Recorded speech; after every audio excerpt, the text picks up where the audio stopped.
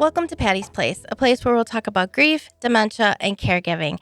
I'm your host, Lisa. I named this podcast in honor of my mom, Pat, who passed away about 2.5 years ago from dementia. So I want this to be a place where you know you're not alone and you can not feel so overwhelmed. So grab your cup of tea, your cup of coffee, or if you're having that really bad day, a glass of wine, and come join us today. I'm very excited about our guest today. Joining us today is Nicolette Vasquez. She's the team leader of grief support at Lightways Hospice and Serious Illness Care in Joliet, Illinois. So welcome, Nicolette. Thank you. I'm so excited to be here and honored. Thank you so much for inviting me. Yes. So I really wanted to talk about this. So can you tell us what is grief counseling? Oh, such a great question. We're jumping right into it. I love it. Yeah. Grief counseling really gets to be this space where you get to take off the mask that we often have in other places of our life. You know, so much of grief is ingrained in us that we have to be strong. And when people ask how we're doing, we have those cliche sayings of, I'm okay, one day at a time, whatever it may be. But inside, we're really feeling fragile and vulnerable and afraid and these dark emotions. And so, what grief counseling gets to be is that safe place for you to take off that mask and pull back those layers of how you're really feeling in your grief journey. It's a place where you can share your story, share your loved one's story in a place with someone that can hold it. Because I think that's part of the challenge in grief is that we don't want to be a burden to others. We are fearful that they may not be able to actually sit with the emotions we're feeling. And so we get to be that place for you. And hopefully in the process, help you learn about your grief and normalize it so you don't feel like there's something wrong with you, and start to find new purposes in your life and really start to make sense of the loss. And that's kind of the very surface level of it, but then it's really kind of moving at your pace to figure out what your unique needs are, because two people coming to grief counseling might have two completely different needs that they have. And so we get to really figure out what your grief journey is and what we can do to help you on that specific journey. And I think that's really true that you hold space, because it is hard when it's your friend or your loved one or a family member, because I think they want to fix it. And Yes. and a lot of times you don't want to be fixed, so to speak. You just want someone to listen to help guide you through your journey. Yeah, grief isn't something you can fix, right? The only way that you can fix it is your person coming back to life. And Yeah. so I think people have really good intentions when they're wanting to fix it. And sometimes it's because it's hard for them to see us in that pain because they care about us. Right. And so they don't want us to be in that pain. But really, the most honorable thing you can do for someone grieving is to let them sit in it and not try to pull them out of it, but just honor that space and let them feel it. But it's uncomfortable for people, I think. It is uncomfortable. So how did you decide to become a grief counselor? Like, what drew you to this type of work? Yeah, I wasn't that little girl in school that was like, one day I'm going to grow up and be a grief counselor. There might be people out there, but that wasn't me. I was actually, and it's interesting because I think a lot of people who come to hospice have a story that brings them to hospice. Like there's something that kind of pulls them into this world. And that's so true for me. I was working at a different agency providing counseling. I was starting to, I'll be honest, feel very burnt out of like holding on to this space, questioning, like, is this really what I want to be doing? And do I feel like I'm making a difference in what I'm doing? All the while, my grandfather, who I call Papu, I'm Greek, so we call our grandparents Papu. So my Papu was battling cancer and continuously kind of declining. So I'm managing my personal life stressors on top of my career stressors, and I was just really struggling. My Papu wound up signing on to hospice services as a contract bed. And so I remember sitting in the hospital and these hospice teams started coming in. They're the members. And I actually thought hospice was a Grim Reaper. I don't know if maybe I'm alone in that, but that's what I originally thought hospice was, right? Like they're like death coming in. Right. And I was like, oh gosh, here we go, another person. But it was so beautiful because actually they brought this sense of peace in that I hadn't been feeling for a while. They didn't come in and try and fix it like we're saying. They just wanted to know how I was doing in this moment. And they encouraged me to slow down and feel what I'm feeling and not have to be the caregiver for my papu, but be the granddaughter for my papu and what that was like. And I remember them leaving and just having this feeling of like, wow, there's something really special here. This is not what I thought this was. And them just sitting with me gave me that space to kind of take a breath. And I just thought, how do I do that? Like, how Mm-hmm. do I get involved in this? And 2 weeks after my papu had died, a posting came up for Lightways as the grief counselor. And I remember just kind of looking up and being like, got it. Mm-hmm. Thank you, Papu. Like, this was you trying to guide me into this field. And I haven't looked back. Like, I've definitely have found my home here at Lightways. I love it. It's hard work. I'm not here to say that it's rainbow and lollipops, right? We're Right. sitting with people in really vulnerable moments, but I really look at it as an honor that they're allowing me to be in that vulnerable space with them. Feeds my soul, you know? Definitely. And I think too, like you said, a lot of people think, oh God, hospice, it means it's the very end.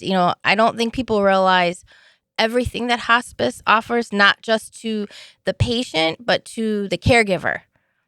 Yes. And It's wraparound. yeah, and it was a wonderful experience. I cannot say enough about hospice with my Yeah. mom, because she had it for about 4 months. And I tell everybody all the time, you need to look into it because they help so much.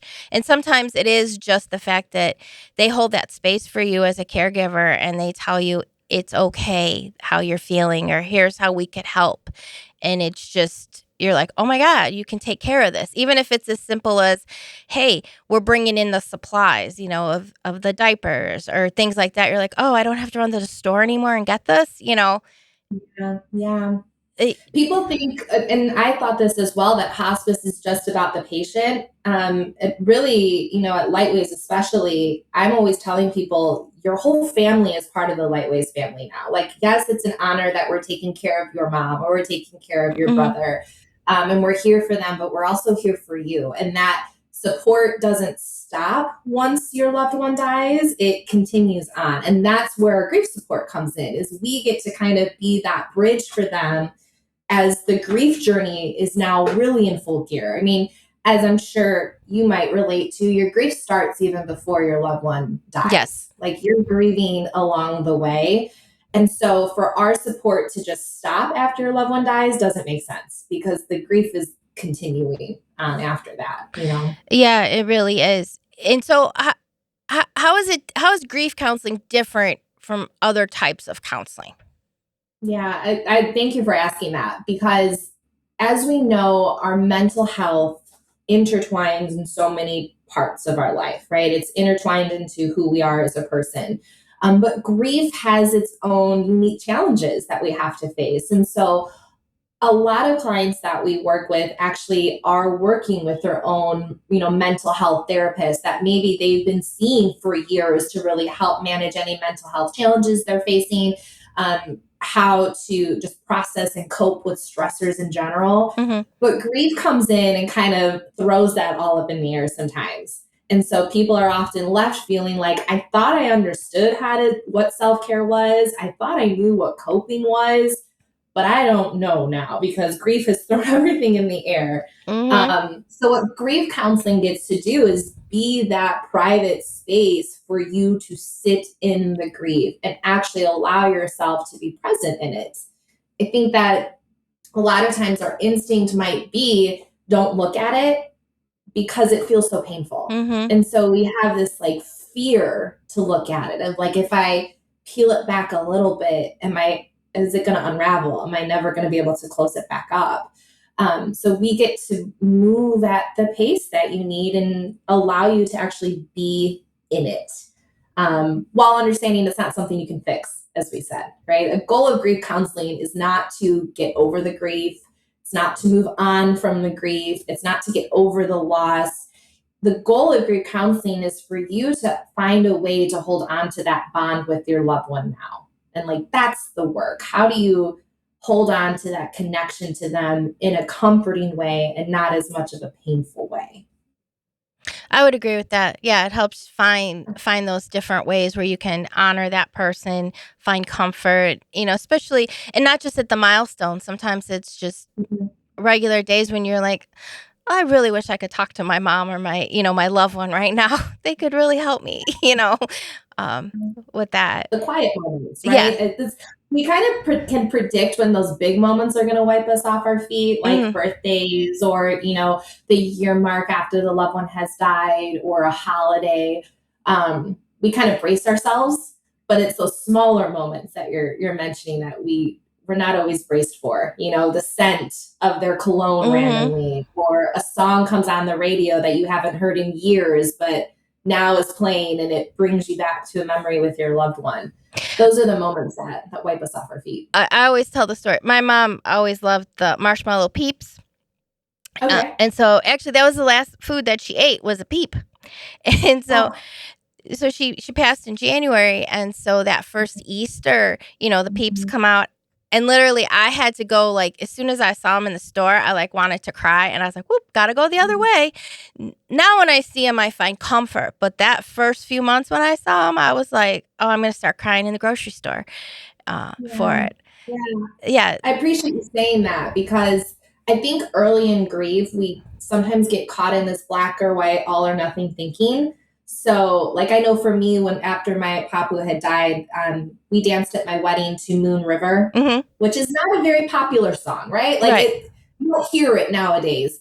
I'll tell you, after he died, I must have heard that on the radio about 5 or 6 different times within that first week. And I was like, enough, I can't.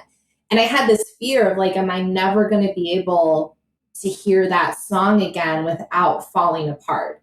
Mhm. And prior to the loss, I had such comforting memories with that song. And now all of a sudden it was painful. And it was very confusing to try and rationalize how this song could now all of a sudden be connected to pain. But just like you're saying, I think as I moved through my grief journey, slowly it turned into comfort. And now I still hear that song and I still get tears in my eyes. Mhm. But I think the emotion behind those tears is what's changed. So I wonder if it's the same with the peeps for you. Yeah. Yeah, it Yeah. is. Now it's like, because I used to buy them for her all the time, my whole life, Yeah. she always had it, and I was like, "Oh, mom, look, there's Halloween ones now. There's Christmas ones." And we'd like, "Oh, let's try this flavor," so, Mm. yeah. So yeah, now Did it's she ever comforting. like them stale, or did she only like them Oh, fresh? I she'd have eat to them ask. all the time. She didn't care. Okay. She loved them. Yeah, Yeah. she did. And we'd get the different colors and all that. Yeah, it was like, Aw. yeah, she loved them. I wanna talk about can we talk about the myths of grief? Because I think that's really important, and I learned this through grief counseling. I did not know this, so. Okay, yeah, there's so many of them Mhm. too. And I didn't really know how much I bought into these myths myself until I started doing this work. And then Mhm. I really realized, like, this is not what I thought grief was. So there's a few that I'd love to maybe talk with you about, and then I'd love to hear any other ones that you've found kind of along the way. Mhm. One that really sticks out to me is this idea that grief is linear and Mhm. has to follow like a set step guideline. And people will often come to counseling asking for just that. Like, tell me what to do. Tell me the steps I need to do to get over this grief. And that's where they'll often mention Kubler-Ross, which I'm Mhm. sure everyone has heard of. Kubler-Ross's 5 stages of grief, right? Mhm. Denial, anger, bargaining, depression, and at the end is acceptance. I've yet to meet a single griever who has followed that in a linear pattern and never bounced back to an emotion. Like, grief just does not move in a singular path in a way that you can check it off and then never look back at it again. And I think the danger with that myth is because we're human, we're going to be bouncing around. And so when we inevitably do that, it makes us question, am I doing this wrong? Like, is there something wrong with me that I'm still feeling moments of anger?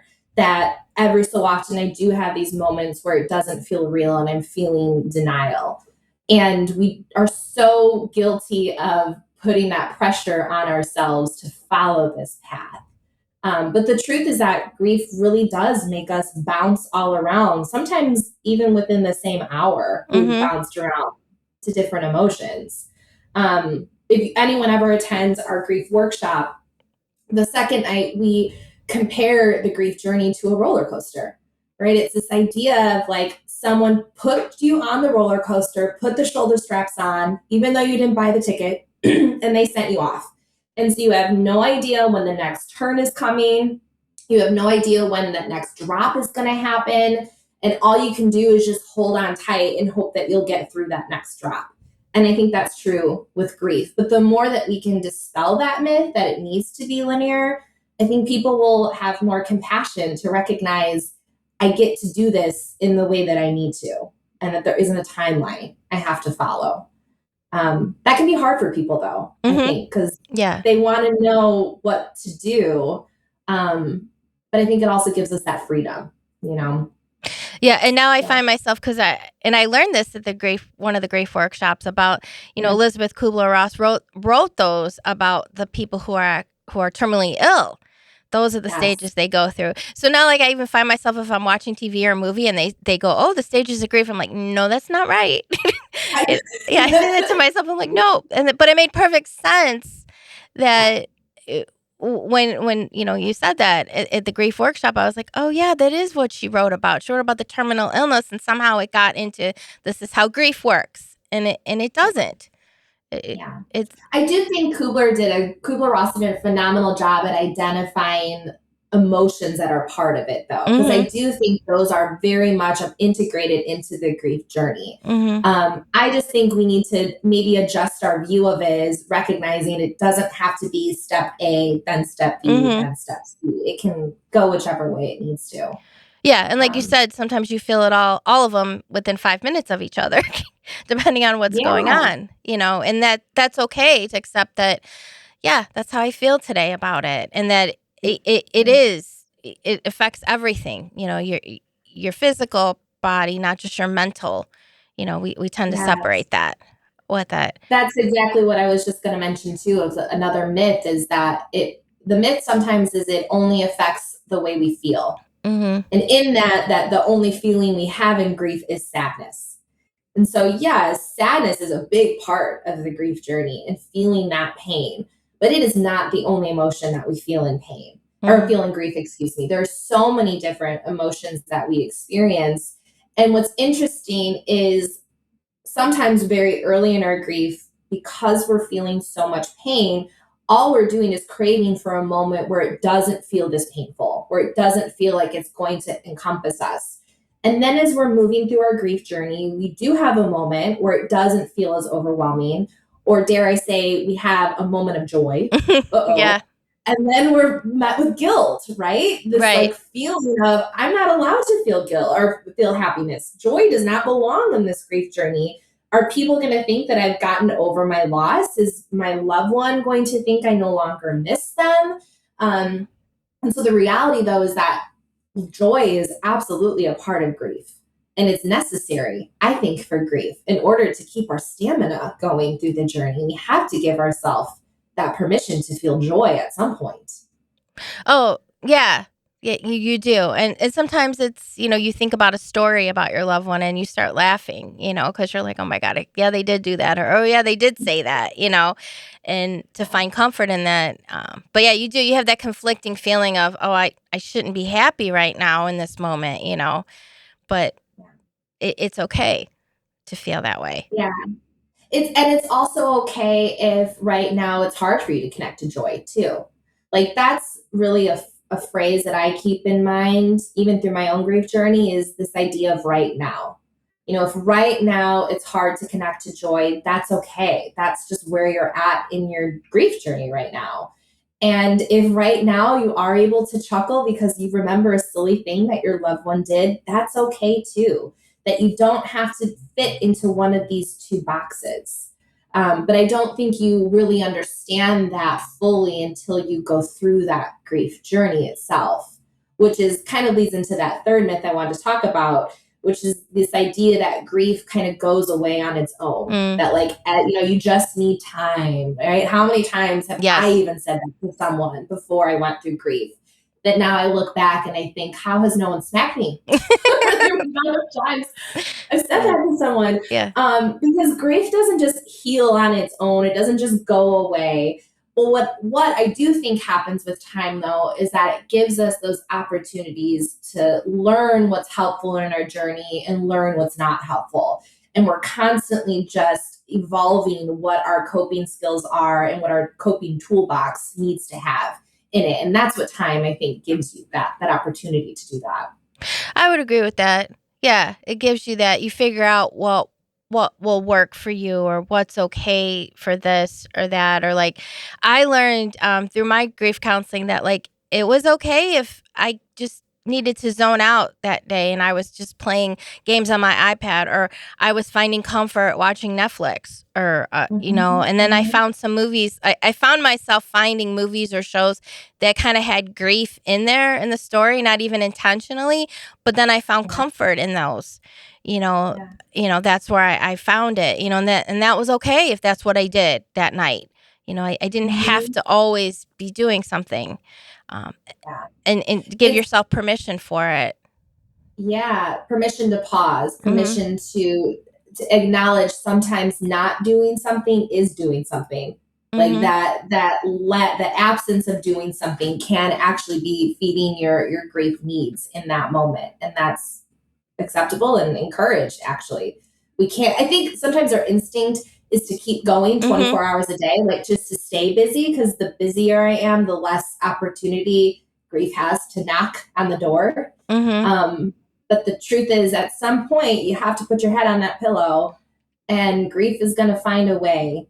Grief demands to be felt, grief demands to be experienced. So the more we can lean into it and honor it, the more we're honoring our loved one and honoring the bond that we have with that loved one. Yeah, that's definitely true. And that Mhm. it's sometimes Yeah. it's a hard lesson to learn that it's okay to pause. But I found it very helpful when I'm able to be like, okay, I know I need this. Like, I I Mhm. just need to do this with it.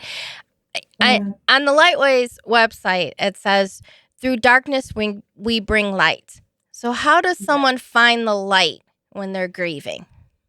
Oh, it's a really tricky question because, as I said, I think we're each going to do it differently, Mm-hmm. right? Two people grieving the same person are going to find their light in different ways.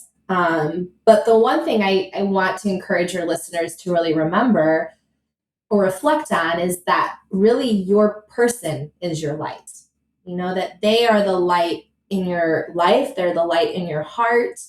And that's really the goal of grief is like, how do I continue my bond with this person in this new way? And so you're going to be able to connect to light by finding ways to connect to your person. Mm-hmm. Now, this can be really challenging, especially in the early parts of grief, Mm-hmm. because perhaps, the moment you close your eyes, you have a picture of them and immediately just start crying. So for me to ask you to connect more to them might feel very scary. But there are ways through grief counseling, other types of grief support, that you can really learn how to connect to them in that comforting way. And it could be talking to them, looking at pictures of them, maybe eating their favorite meal, sitting in the chair that they always sat in, wearing a shirt of theirs. Lightways makes memory bears where we can take your loved one's articles of clothing and turn it into a bear. So you have something physical to like hold onto and hug in that way. Talking about your loved one to other people, those are ways that you can continue to hold on to that light and find that connection. And then on that note, too, I think an important part is connecting to other grievers. Through COVID, we saw so many challenges in our world. Mm-hmm. And when it came to grief, one thing that we really saw is people were experiencing delayed grief because they were, one, being robbed of the opportunity to sometimes even say goodbye to their loved one in their Yeah. final moments. Yeah. Um, which is so important to be able to have that moment to say goodbye. But then afterwards, they were being robbed of the ability to connect with other people and be around others who are also experiencing that pain that you are experiencing. So we always encourage people in grief, through their journey to connect to other grievers. Because again, so many people in your life are going to say, oh, I know exactly what you're going through, but have no idea what you're going through. And there's something really profound about being around other grievers who don't just say they get it, but genuinely get what this experience is like. So, what is the difference? How is grief counseling different than grief support? Yeah, so I look at grief support as kind of an umbrella, Mm-hmm. and really the umbrella is protecting our grief journey. So it's covering over that grief journey, all of those emotions, all of the pain that we're feeling. And grief support has a bunch of different things that do that. So grief support is really the ways in which we can help you walk along that journey. And so counseling absolutely is a part of grief support. And I love to, we kind of have already talked about that, Mm-hmm. but I can, talk more about it. But I also want to touch on the other ways that we can receive grief support. So one is really this idea of connecting with other grievers, as I mentioned. So it Mm-hmm. might be attending a support group. Now, Lightways offers loss-specific support groups as well, because we recognize that although we never want to compare grief to grief, because loss is loss and it's not about one being harder or easier, right? Pain is pain. But I do think each type of loss has unique challenges. Mm-hmm. So, we have a spousal loss or partner loss specific group. We have a child loss specific group. We more recently started a parent loss specific group.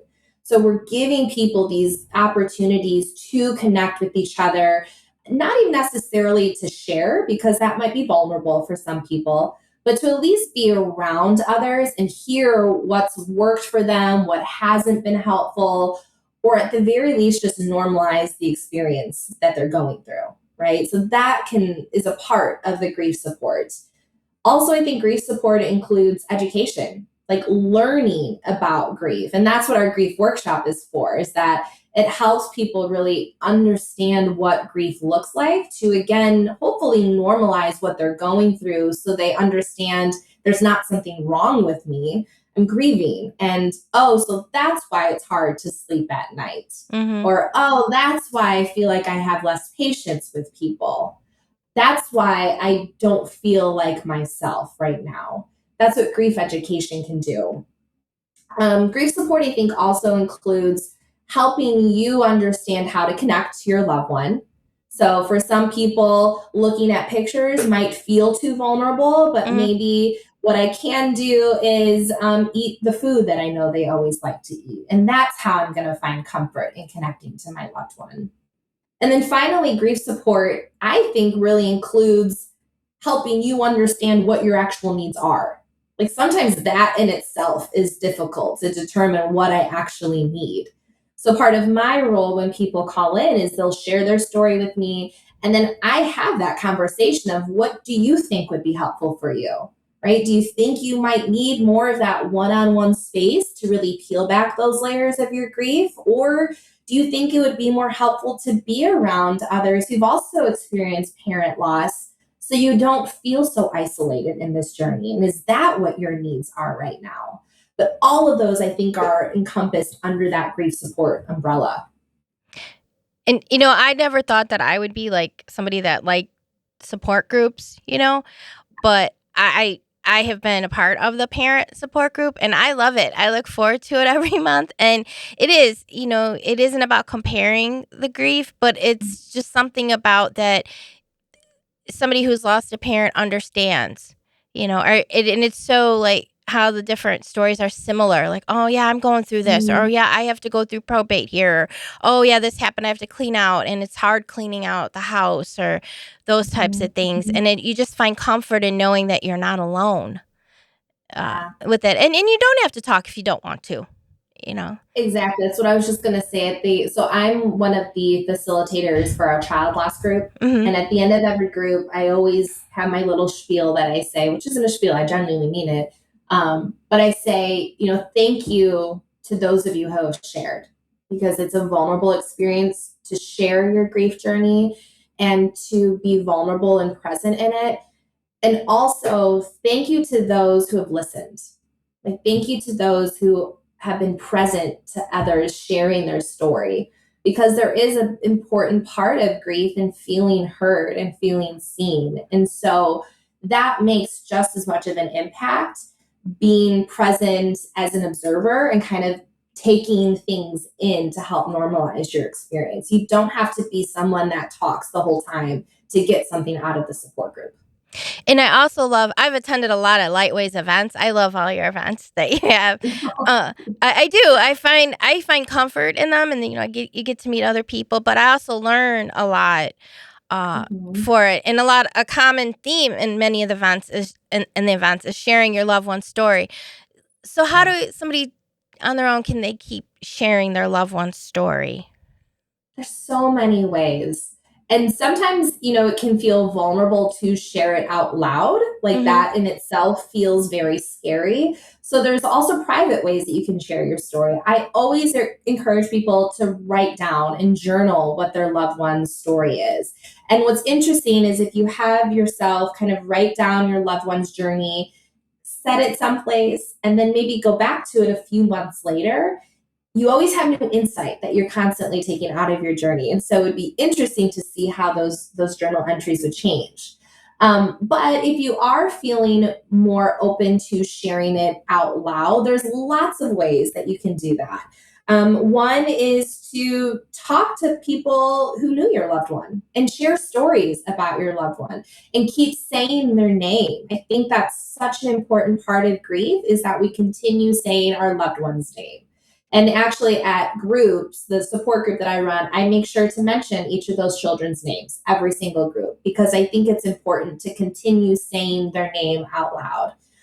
Also, sharing stories with people who didn't know your loved one. I Mm. mean, like, prime example, me learning that your mom loved those peeps. Mhm. Like, that's a little piece that you get to share with someone and a way to kind of keep her moving in the world today. People will share their stories in grief counseling.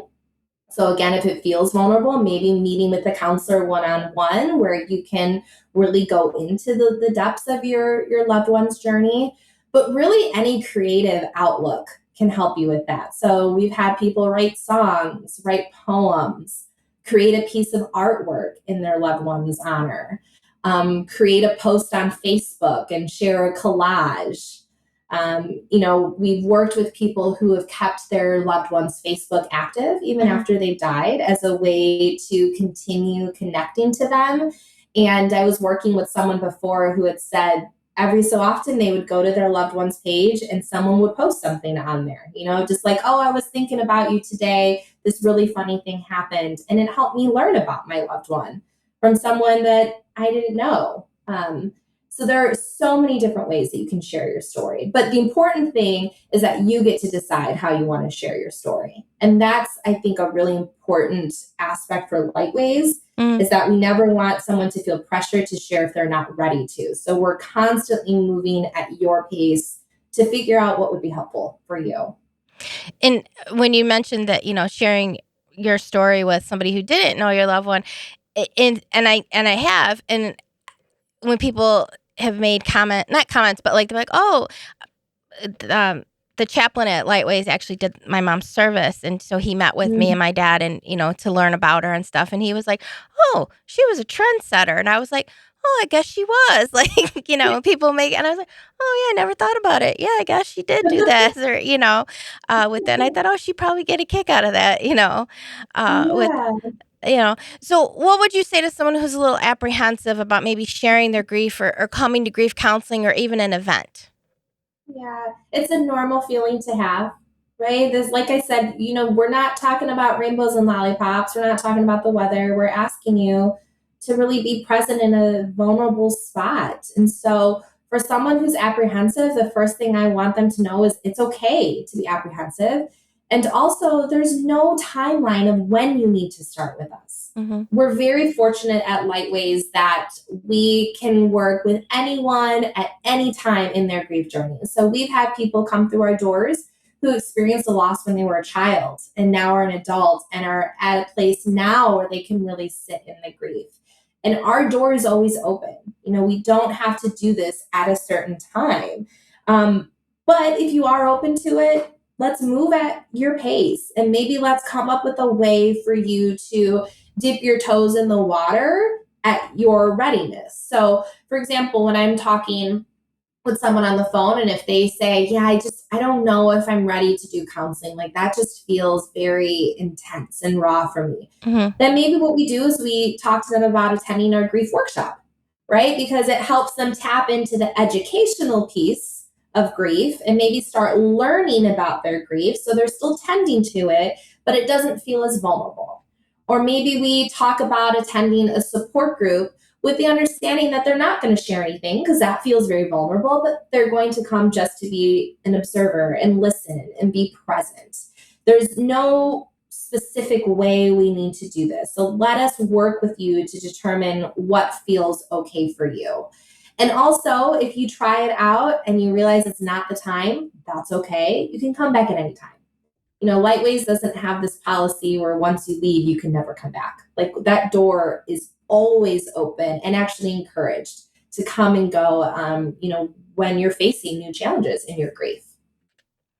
And yeah, I like that, that people know that they can come back. And like I said, I love coming to the events. Like I check the website all the time because I was like, I find comfort in it. And then like I've met, friends now, and it's just like, you just feel that comfort because they understand what you're going Yeah. through at different times for it. And Yeah. all the events are they're so beautiful and they're so comforting, with it. Mhm. Like the one, I learned so much about it was the one, I never say it properly, but in English, it's the Day of the Dead.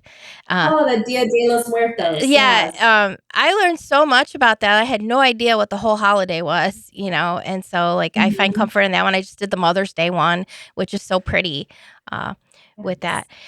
So And it's Lightways. beautiful on our end too. I'm sorry to interrupt Oh you to no, say okay. it's beautiful on our end too to when we see people coming to multiple events because it's almost like we get to see you as you're evolving in your grief journey too. And so, I feel like we build these relationships with Mm. you as well in terms of being that support person for you. So we're always grateful when we see people come Oh back. yeah, I could see that. Yeah, yeah, we feel like we get to know you too for it. Yeah. So, I mean, Yeah. Lightways is in the Joliet area, obviously. So, how can someone find grief counseling or grief support resources in their area? What would be the easiest way for them? So, in terms of Lightways, for specific reasons, now we are able to help anyone in the state of Illinois. Okay. So, anyone who lives in Illinois, like I said, your loved one did not need to be on our hospice services. So, even community members, if they've experienced the death of someone, we're here to be on that journey with you. We specifically offer telehealth options. Okay. So, we can meet with someone on Zoom or on telephone and kind of break down some of those barriers that might prevent them from getting to us. But let's say you are out of Illinois, or let's say you are looking for something more in person and just don't live very close to us. I always encourage people to go to nphihealth.org. So that stands for the National Partnership for Healthcare and Hospice Innovation. I had to write it down because I was going to forget. But they have a database source where you can actually type in your zip code and find local hospices in your area. And that's always where I encourage people to start is find a local hospice in your area. Because if anyone knows grief, it's hospice, right? Hospice agencies understand grief and they understand the needs. Not all hospices are able to provide grief support to community members, but they at least can be a starting point for you to kind of start reaching out to people. I love doing that for people though. So if someone is looking for resources, I'd love for them to reach out to me and I can be that person to kind of do some of that legwork for you, whether it's going online, researching places, calling places for you to try and take away some of those steps for you. I'm more than happy to do that for you as well. Well, thank you. We will make sure we put all this on the links to that, on on the website as well for it, so people can contact us, hopefully contact you too. But also they find that with it. And like I said, I can never speak highly enough of hospice. Everybody from the time they came in, from the first nurse that admitted my mom to everybody was just so wonderful and so caring. It was just a wonderful experience during a very difficult time for that. So, Yeah. It's thank an honor on our end. We always look at it as an honor. So, and that's what keeps us driving. and so thank you so much for joining us today. for that. Thank you. So, and like I said, we'll put Yeah. all the links for that so people can find it if they're not in the Illinois area. So, hopefully, you have enjoyed this episode and you enjoyed your cup of tea, your cup of coffee, or if you're having that bad day, that glass of wine, or who knows what else, right? So, and join us for another edition of Patty's Place.